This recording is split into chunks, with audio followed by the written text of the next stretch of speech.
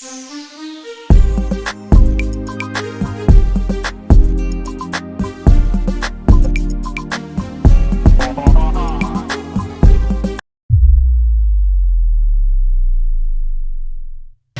everybody. Welcome to the Real Table Talk. I'm Dr. Alicia. I'm Tiana Von Johnson. And if it matters in love, life, and relationships, we're talking about it. Okay, so today's topic is something that I'm a little cringy about talking about, but it is a very important topic. Should a woman give it up to her man anytime he needs? Anytime he asks? Is that her obligation? Let's unpack this. Okay. Okay, a few days ago, you will recall that we had a lively conversation about love and relationships and all things about life. And in that conversation, an interesting story was brought up by my wonderful co-host here about how you should give it up to your man anytime he wants. Throw me under the bus. Go ahead. The booty. Come on and get it. Don't forget to pop. And yes, maybe it's, it takes a good 15, 20 minutes out of your day. Why not just give it to him? Sorry. Maybe. Okay. But I digress. The therapist in me popped out because I thought it was funny and entertaining. But seriously, I'm going to talk about it seriously. Is it really the obligation of a wife to just give it up to her husband anytime he wants? And what does this mean in terms of relationships and negotiating how frequent you want to have sex? Now, I'm a couples therapist, and I do sit down and explicitly have couples discuss this because everybody has different levels of sexual desire. Some people want it more often than their partner. And this is something that you need to talk about and need to negotiate. And if one person has more of a sexual drive than another person in the relationship, how do those conversations happen? What do? Do you leave one partner feeling depleted and feeling like they're not getting it enough in the bedroom? Or another person feeling like, oh my God, yet again, we're doing this. And so I'm not going to label anybody. We're not going to call anyone sex addicts, and we're not going to call anyone No labels. But the question is that how do couples negotiate this? And are there pressures on women to feel like we have to give it up whenever a man wants to in order to what? Like, what is the feeling and the thought behind it? And that's why I'm very happy to ask Tiana a little bit more about that comment. What is it underneath there? Why is there a perception or an idea that you have to give it up anytime your man wants? So separate from like you're sick, you are working, you have a deadline on something, we know that men love sex. Yes. Yeah. Can we agree to that? Yes, they do. So I think to your point, yes, maybe a conversation should happen, or you kind of learn your partner's sex drive. And maybe there's a little bit negotiation, but ladies, let me tell you something. Give that man some sex all the time, okay? Give that man sex morning, noon, and night if you can. Is that too much? Well, okay, so what if she's not in the mood and give it up is anyway. in the mood? Give it up anyway. Yeah. Okay, so what? Explain a little bit more. Like, what happens if Okay, you're so not in think the mood? about what you expect him to do when he is. So if he's in the mood, what does that look like? Would you rather him masturbate? Would you rather him just let the feeling go away? Like what I start to think about, what does that look like if he wants it and I'm not able to provide? And that maybe that is a conversation, because if he's traveling and he's horny, like what happens then? Like, so do you yield to that? Like, okay, hun, when you're away, does he need your permission to masturbate? How would you feel about that? I mean, masturbation? Yeah. Oh, I'd rather have him masturbate than go find another woman. Okay, no. I'd rather do that. I'm like, just go and some people find that, some women find that like yucky.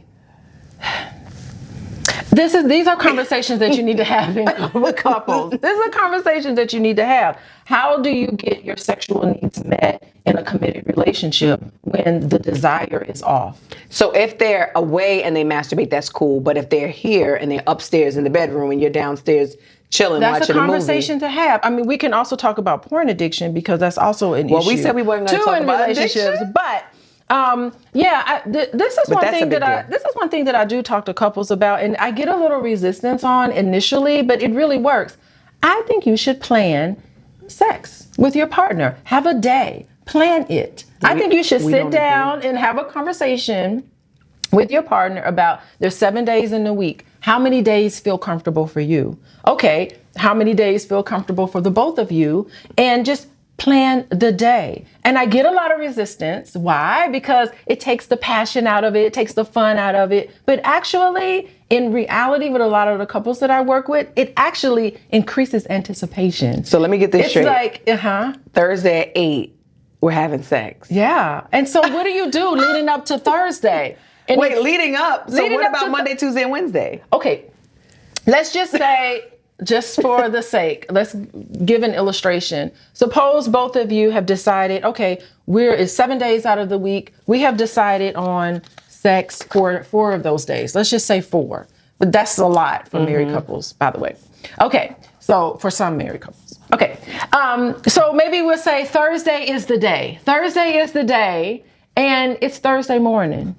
What do? You send a flirtatious text. You better be ready tonight. Blah, blah, blah. It's going to be on tonight. Put the kids to bed early tonight. What I found with a lot of my couples is that it increases the desire, the anticipation. Oh, tonight's the night. Save yourself for tonight. Yes. And then you know that you have planned it. So I think that it doesn't remove the romance and the spontaneity and the funness out of sex just by planning it. And I think that is a beautiful way. Now, of course, you can be off the cuff. And of course, things happen. Thursday night, you're not able to do it because, oh my God, there was an emergency at work, or there's a big, situation that happened where you can't plan it. But I think it is beneficial for couples to actually plan sex. And I think it's okay for a woman to say, honey, not today. Can we do it in the morning? And I think in nice, respectful, committed relationships, men can say, yeah, we'll do it in the morning. I want to do it when both of us are ready. And truth be told, men tend to be more ready to do it than others. But I think it's okay to do that. It's okay to negotiate, because when I speak to men about it, men say, I just don't want to be like a monster. I don't want to be like overwhelming. Just creepy. Like, men are afraid of being labeled as creepy. I think I love that he wants you in that every day. Here's my calendar. But you keep that desire. Look, this is my calendar. I don't know what your every single day. All right, maybe not every day, but a lot. No, and that's why I'm not having sex. I'm abstinent. Excuse me? Oh, you didn't know? You're abstinent? Yeah. Oh Lord, my kids will be watching this. I'm getting hot here. Okay, so let me just, oh gosh. Being married to a real ambitious man, he has a lot of testosterone. We'll just put it that way. I'll just let that go. Go ahead. He has a lot of testosterone, a lot of energy. There's a lot of pent up whatever. So it can be a lot. But wait, so abstinence. Okay. Well, let me go real with y'all. Okay. I'm abstinent. Now, did I have a slip up and a half? Yes. Okay. I had a slip up and a half. They were like, what's the half, Tiana? We're going to talk about that on a later episode. But the point is, I mean, there's other ways of getting your No. I'm a bullet fanatic. Let's not get it twisted. Okay, get your toys out. I mean, because we need to release. That's what the doctor says. But I'm talking about, you know what it is for me? I've seen sex create such a trauma bond that I am too afraid of it. I am too afraid. I catch soul ties and trauma bonds without sex. So imagine with sex. I am a mess. You touch me, you breathe on me, I'm in love. Yeah. And just because the sex is good, that does not mean the relationship needs to continue. Ooh, that's not a sign that that's your soulmate. A lot of you people could have think good sex with somebody, incredible sex with somebody. That does not mean that's the person you need to be. And see, that's your my committed problem. partner. I would be all thinking we would get married and no. No. So, see, I've never done that. Like, I've never done just have casual, just random. Me either. Yeah, I don't know I've how to never do been that. able to, but at one point in my life, I've admired people that could do that. I was did like, too. how do you do that? I did too. You I'm just not gonna stepped over that line there. I just can't Yeah. step over it. I don't know, maybe, I don't know. I just can't step over that line. But here's the thing. You're in a committed relationship with another person and you love that person. And sexual intimacy is one way to connect. That is true. With them. And it's one way to share your body. It's one way to have a special moment between the two of you. And that is why fidelity is one of the major criteria that's important in healthy relationships. That is true. Having fidelity, connecting with each other on that level is so important. Now, having sexual intercourse on the end of the day on a Thursday.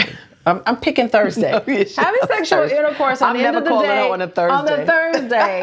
It doesn't start with just the Thursday night.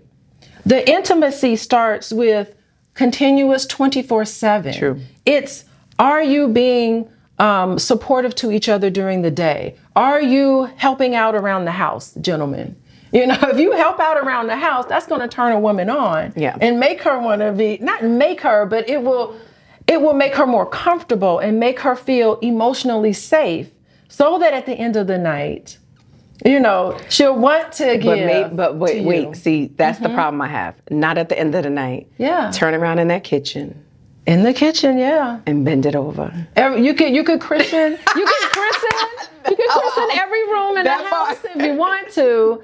But it doesn't just start with sexual intimacy. True. It starts with all the different levels of intimacy. It's talking about how you love that person, what you appreciate, what you respect about that person. It is sharing intellectual intimacy. It's talking to each other about thoughts and ideas that are important to us. Hey, what's going on in the news today? I agree with that. Having wonderful, loving conversation. It doesn't just start in the bedroom. It permeates throughout the entire relationship. And if you get turned off by that person because they said something to you that day, if they called you names, if they did something that you felt was disrespectful and you brought the concern to them and they didn't embrace it, at the end of the night, no matter what sex plan you have, I'm turned off by that. So if you're upset, should you not give it up if you guys are in conflict? If you're not feeling it, like.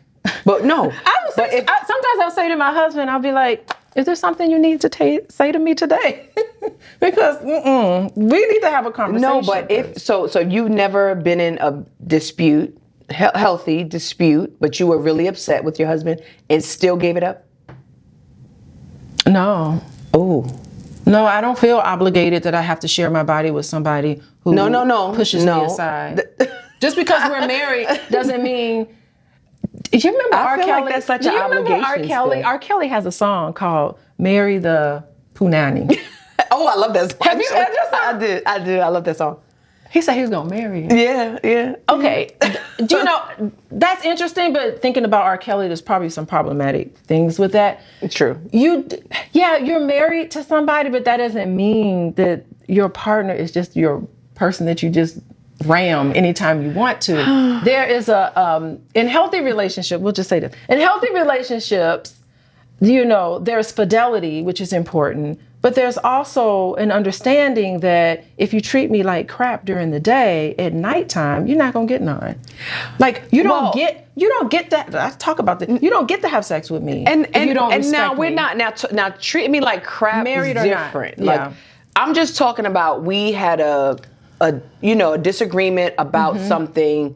Maybe it was something with the children or something like that. Like not like just disrespect or abusive, but just something that really got you really upset. Maybe it was something that was done. I think it's still something so amazing about being able to still connect with him and allow him to have his moment with you as your husband, even after something like that.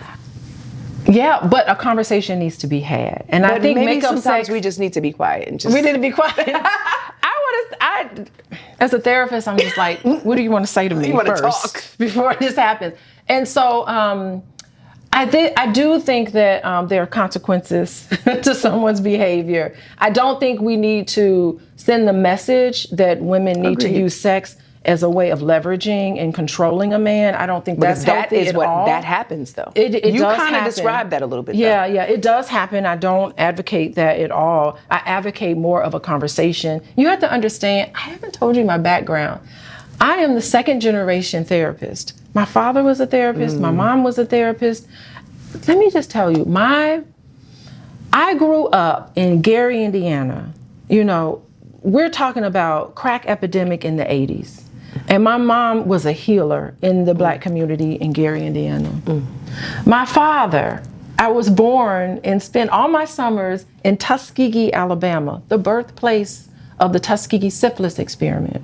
And my dad dedicated his entire life to healing Tuskegee and Tuskegee University, being a social worker there, training adults on how to become therapists.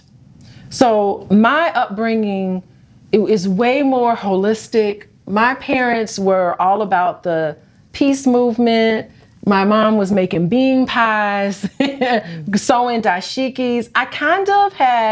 I grew up in an unusual Black family where we were just kind of like peace and love. And, you know, my parents, even though they did separate eventually after about 20 years of marriage, they parented me the same. So I come from I'm kind of a love child. If I really could be myself, I'd have crystals everywhere and all of this. So this is to give you an understanding of where I'm coming from. So I'm on this whole nother level. I didn't get the training to be the beautiful businesswoman. I'm learning so much from you. All of this business perspective, You are beautiful. I didn't get. You are beautiful, and you have a great business sense, so stop. Go ahead. Okay, I'm trying. I'm working hard on it, but I understand this kind of peace and love that I come from. So, you know, I was never spanked as a child. I was never yelled at as a child. People cared about me and they built me up in this way. So I'm more of a relational person, you know, where my husband is kind of like go hard in the paint and he's that way. I kind of balance some of that out. And so interestingly enough, I think we complement each other very well. And I'm all about caring for people who are poor. I care for people who are on the fringes, who are oppression and marginalized individuals. How does this go to sex? But I bring all of that into it, this kind of freeness and this openness. And I want you to say something nice to me before we do it. I don't care what happens. And but you know, that is actually interesting because I dealt with a lot of toxicity. Interesting. And I dealt with a lot of we're not speaking and miscommunication and lack of communication. And so maybe my approach is this is definitely something for another topic or another episode because that is so interesting. And I never looked at it like that until you said that. You're coming from a place of fix it, talk about it, talk through it, peace. I'm looking at it like miscommunication, toxic, just come on, let's get it. And you know what?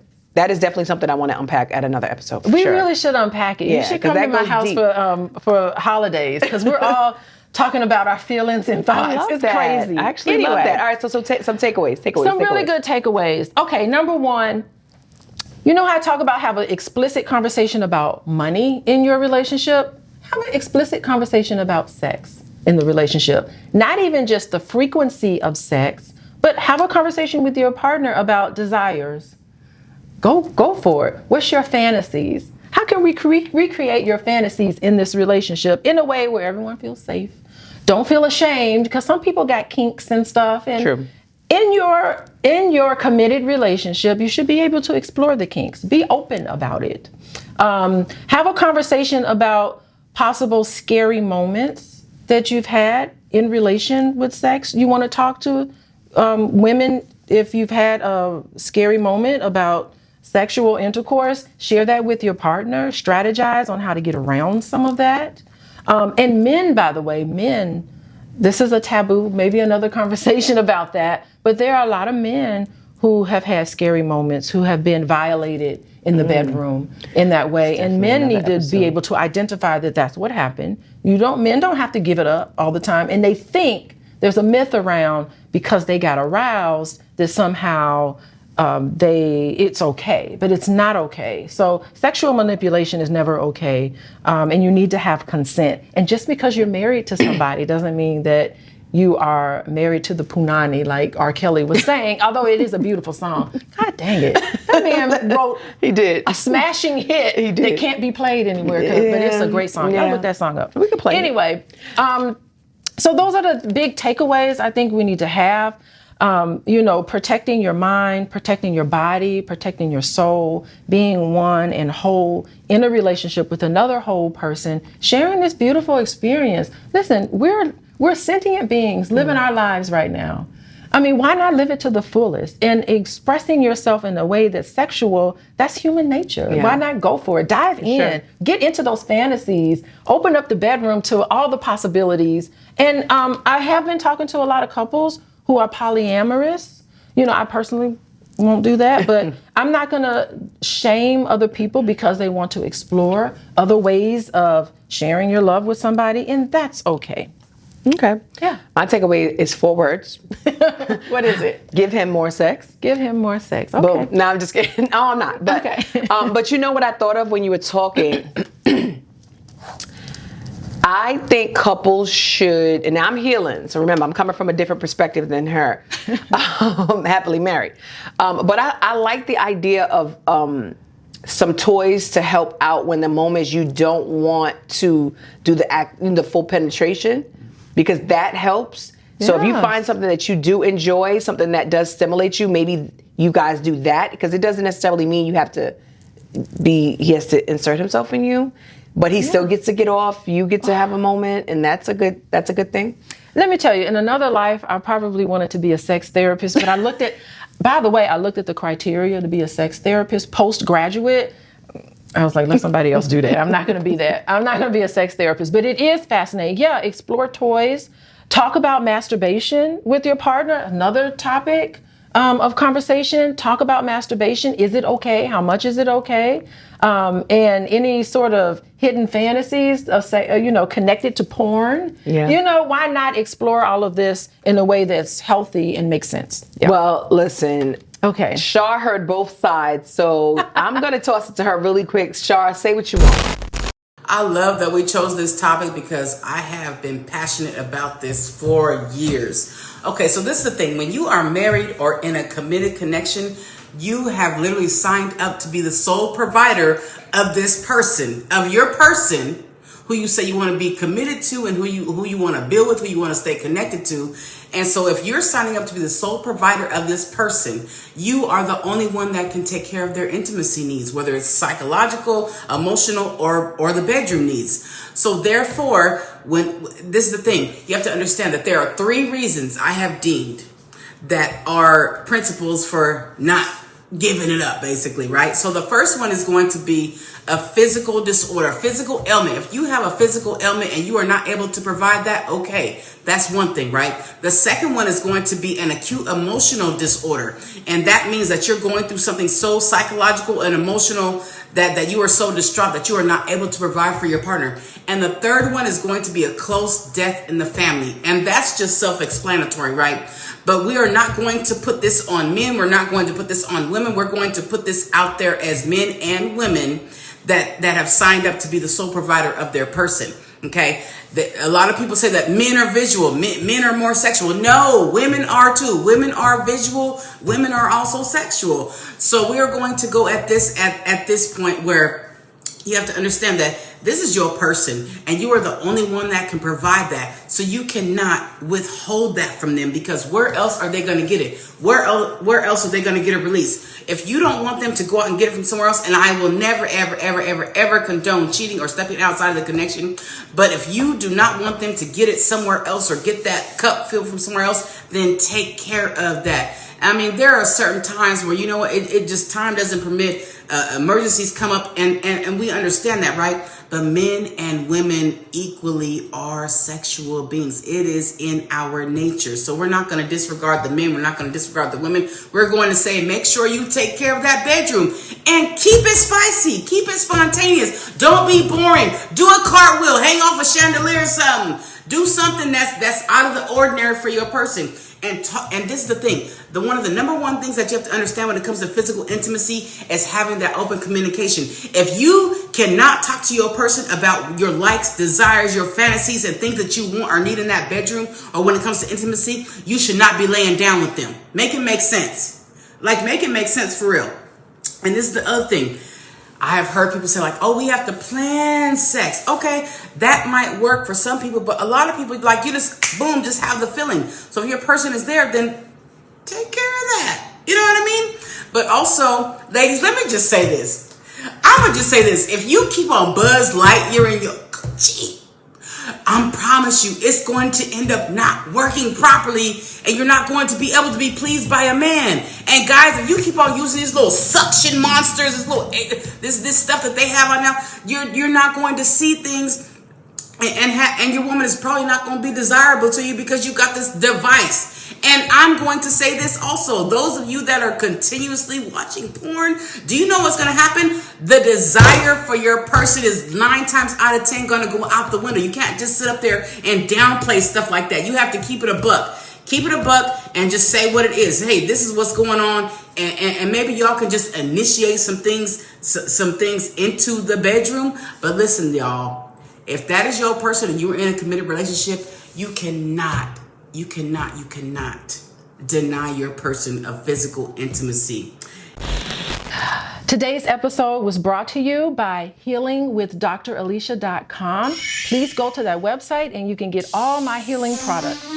Love it. And just remember, if it matters in love, life, and relationships, it matters to us. And we're talking about it.